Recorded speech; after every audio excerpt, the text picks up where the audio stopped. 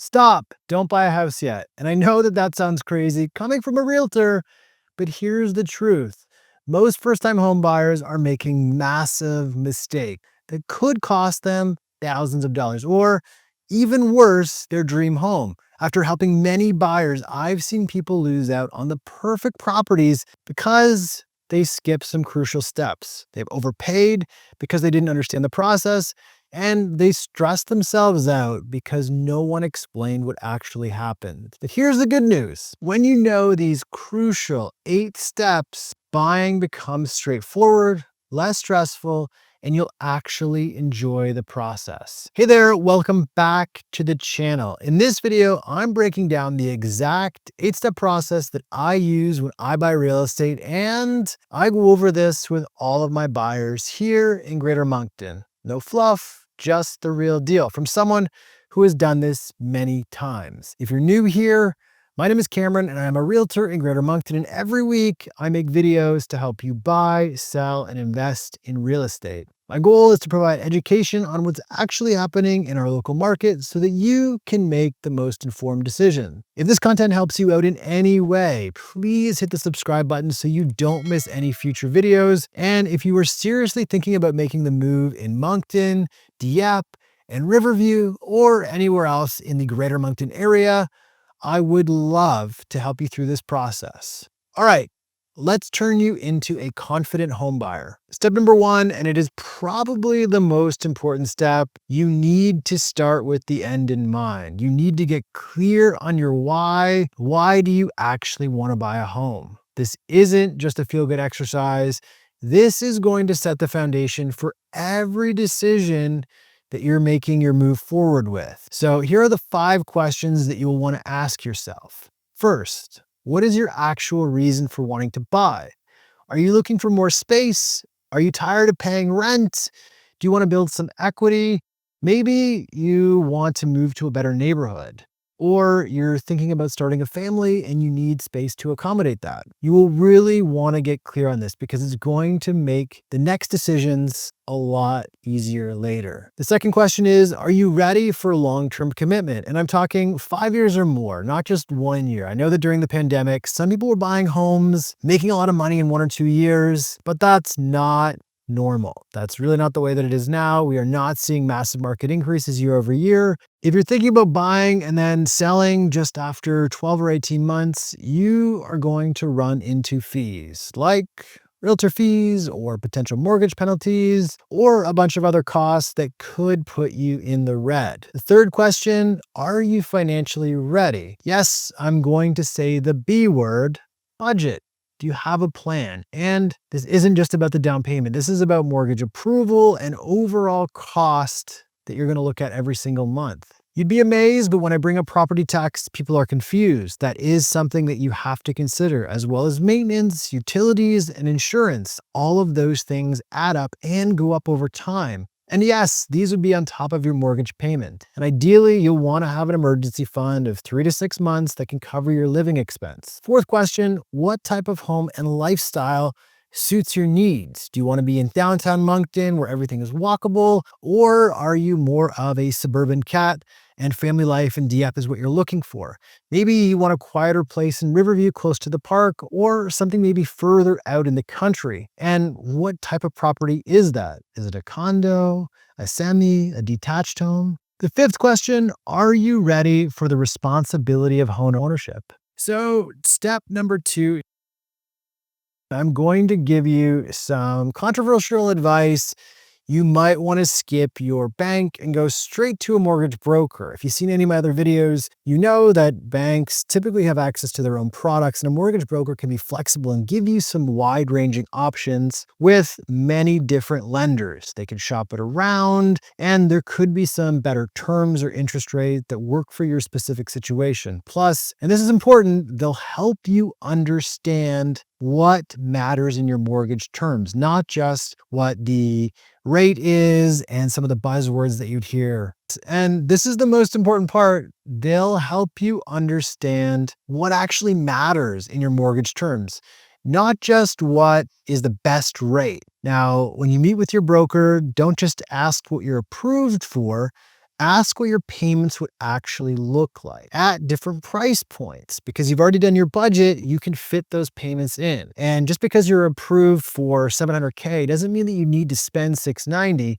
I have seen it firsthand that people get approved for amounts that would stress them out every single month if they went up to that level. They're buying a house that doesn't really fit their needs and it's stressful. So find your comfort zone. And here's a critical mistake that I have seen before.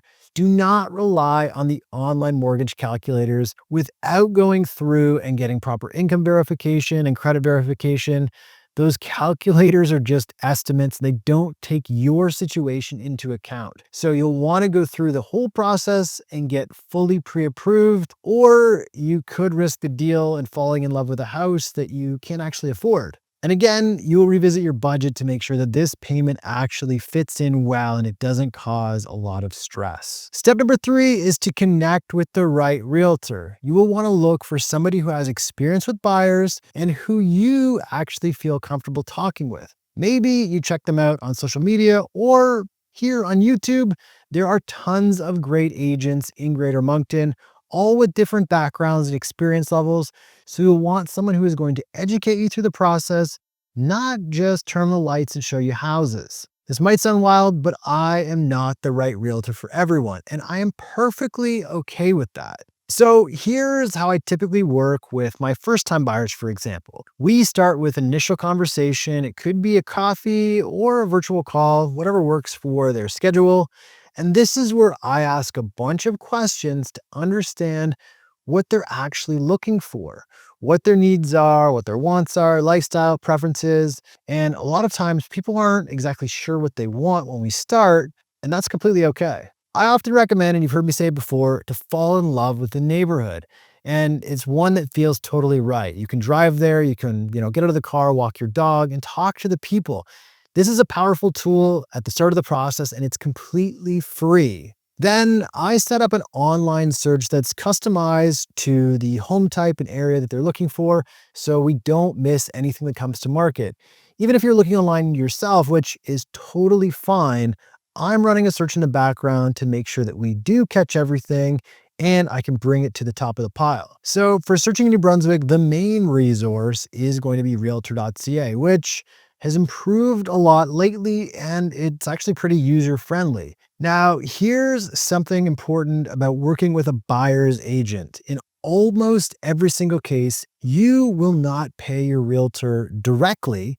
The commission will actually come from the seller's proceeds of the sale of the house at closing. In all my years of doing this, only once did a buyer pay the commission. Why, you ask? Well, we had a contract where I actually went and found them a specific type of property, and the person selling was not willing to offer a fee, so the buyer paid. In New Brunswick, we do have agreements of representation. So if a realtor is representing a buyer, it's called a buyer's agency agreement, and I review that in detail with my buyers. It outlines the service that I'll be providing, if there is a fee or not, and we go from there. Step number 4 is we will start to view properties, and this is where it starts to get fun. We're going to book specific appointments in specific windows, usually 30 or about an hour apart. And depending on the property, we don't just show up unannounced. We'll book the times for the viewings, and we're going to see a few in a row. My job is to represent your interests, not to sell you every house we walk into. I'm going to point out the good, the bad, and the ugly. If I think the roof is going to need work, guess what? I'm going to tell you. I'm going to point out what I see. We will make notes. If the heating system looks like it's on its last legs, guess what?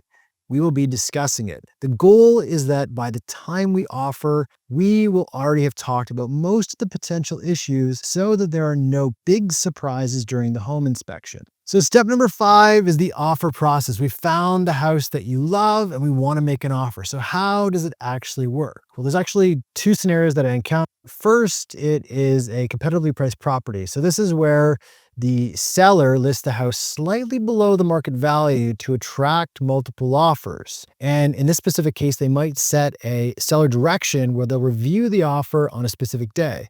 The second is more traditional, where they list the property at fair market value and they consider offers as they come in. So the offer process, here are some keys that could potentially give you an edge to winning. If the seller wants to close on April 1st and it's currently January, if it's possible, you might want to try to match that closing day. Your offer is going to include several key factors like purchase price, obviously, a deposit amount that goes towards the price at closing, the timeline that you'll be meeting your conditions, and the specific closing date and what's included in the sale, with things like appliances, window coverings, all of that sort. We'll review all of the comparable sales to help you frame the offer price that you feel comfortable with. Step number 6 is the due diligence period. This is the time between getting the offer accepted and the deal becoming firm.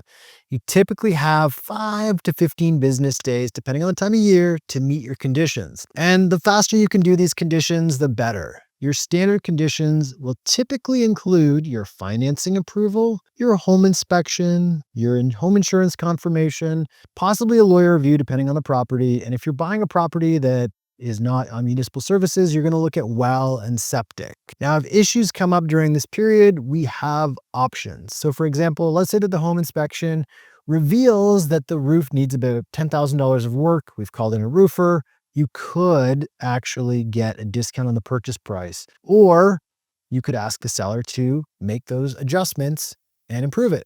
Or if you can't come to an agreement, so if you do terminate it inside those periods, you will be getting your deposit back. Number 7 is what we call a firm deal. Once you've satisfied all the conditions, the deal becomes firm. And congratulations. Technically and officially, you own a home. Almost.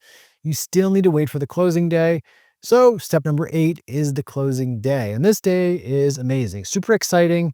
We will start the day with a pre-closing walkthrough. First thing in the morning, we'll check everything in the house that's supposed to be there that was on the contract, make sure that the water works, the appliances work. And once that you're satisfied with the walkthrough, you'll let your lawyer know, or you'll head down there to sign some documents, and then you're ready to close. Now, here's something that's super important about timing. Please do not plan to move first thing in the morning. Most closings don't happen until mid to late afternoon, and sometimes I've seen it into the evening. And this is because your lawyer usually can't get all of the funds from the mortgage lender first thing in the morning, and it comes later in the day. So please don't plan your moving truck until later in the day or any service appointments.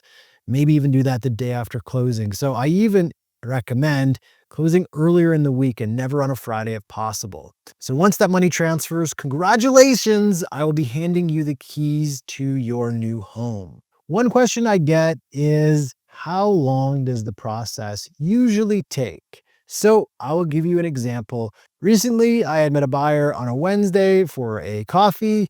We talked about the home buying process and went over the steps that you're hearing about in this video, and we started looking at houses on Saturday morning. 2.5 weeks later, we had an accepted offer on a property that they loved in Dieppe. The whole process, start to finish, took 5 weeks. To me, that's pretty quick. 45 to 90 days would be the average range that you could expect. In this case, they knew exactly what they wanted. We acted on it, and it happened quick. So there's really no right or wrong timeline. It all really depends on your specific situation. The key is having realistic expectations and working with people who understand both the market and your individual needs. If you're thinking about buying a home anywhere in the Greater Moncton area or Dieppe or Riverview, I would love the opportunity to sit down with you and chat about what the process might look like for your specific situation. The home buying process doesn't have to be stressful when you know it's coming and you have the right team supporting you. If you found this video helpful, please hit that like button and subscribe for more content about real estate. And remember, every journey starts with a single step. If you're ready to take that step towards ownership, let's talk about making it happen. Thanks for watching, and I'll see you in the next video.